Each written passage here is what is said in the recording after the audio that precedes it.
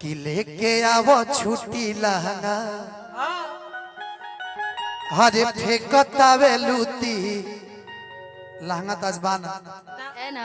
traditional dress बा support कि ना खेपाला ए पिया हैया किया गोलुए से बूती ना खेपाला ए पिया ए भाई लय बड़ा निमन बाकी शब्दवा ना सुनाइल है तने यही तरीको ही ना कि लेके आवो छुट्टी लहंगा फेंकतावे लूती ना खेपाला ए पिया लगे पाला है पिया ना खेपाला माने अब जिंदगी बर्दाश्त जवानी की बर्दाश्त देखे हो और किया किया तोहरे से बूती कि ना खेपाला ए पिया तबे को हम हूं कहतनी निशा अपना बोलमुआ से कहतरी कि अबले रउआ से कुछऊ ना कहनी बाबा अजबले भइल बरदास चुप रहनी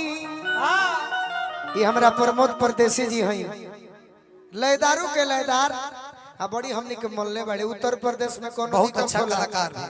देखी मेहरारू कैसे कहती है भाई तो अबले रउआ से कुछऊ ना कहनी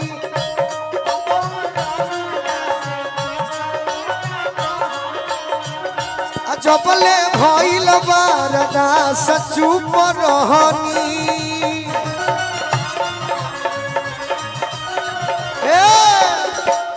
कि अबले रउआ से कुछऊ न कहनी मान लो कि तू गोलू राजा हो तू गोलू राजा हो हम निशा उपध्याय आ तू मुस्कान हो ओहो आई एम मुस्कान तब मजा लेवे के बाद श्रोता के जमावे के सीखो कि अबले रउआ से कुछऊ न कहनी निशा कहले बड़ी कि हम ना जइबे ससुर घर में बालो धनंजय जी कहले बड़ी कि पाला ना खेपाला है पिया ना खेपाला जवानी अब गोलू राजा का कहत रे कि अब तो अरे हमरो जवनिया ओ रहन करता दीपचंदी मारो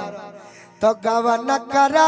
लिए राजा जी अब बिछवने जोर पमरता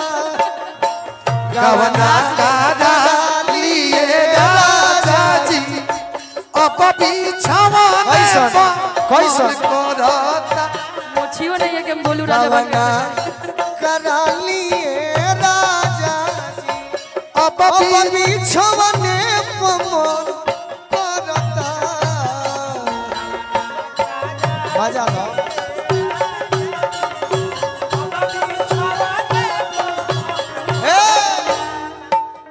अगर पूरा सुनबू तो पूरा कहते सुनबू कह दी कि जब जाई सूते निशा कहतरी कि जब जाई सूते तो याद आवे राउर राउ आ रही रही से जिया पमन होला बाउर तू बाहरा गइल बड़ो छठे में दशहरा में कहलो कि घरे आई दिवाली में कहलो कि घरे आई छठ में कहलो ना आइलो छठो बीत गए एगो बात जाना कि जल्दी हमार ना धनंजय के ना होने का को बुलावता कि जल्दी आई इंतजार राउर धन करता देखो भाव से तो गवना अरे गवना करा लिए राजा जी अब बिछवने पमन करता गवना कादा लिए राजा जी अब बिछवाने पर मन करता गवना करा लिए राजा जी अब बिछवने पमन करता गवना कदाली ए राजा जी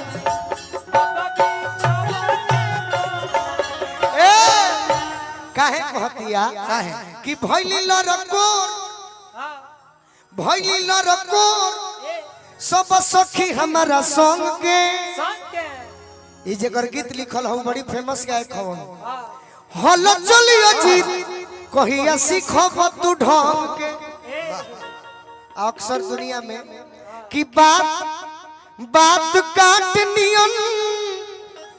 गोलू के गजन करता तो गवन करा लिए राजा जी अब बिछवने गवना करा लिए राजा जी अब भी छावाने पर मन करता